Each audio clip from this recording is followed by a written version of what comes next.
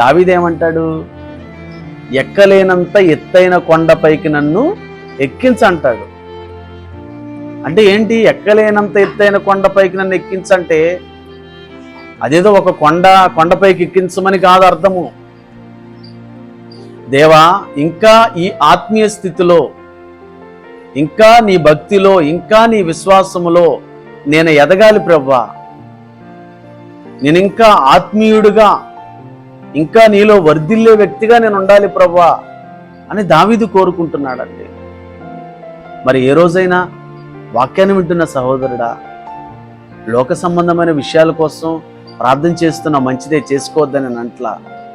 కానీ ప్రభువా, నేను పరిశుద్ధాత్మతో నింపబడాలి, అన్య భాషలతో నిన్ను స్తుతించాలి, అన్య భాషలతో నేను ప్రార్థన చేయాలి, నేను ఇదిగో మరి యొక్క తలాంతులు లేదంటే కృపావరాలతో నింపబడాలి, ఇదిగో నేను ఆత్మ ఫలములో ఉన్న ఆ లక్షణాలతో నింపబడాలి అని ఏ రోజైనా ఆధ్యాత్మికతకు సంబంధించిన ఆశ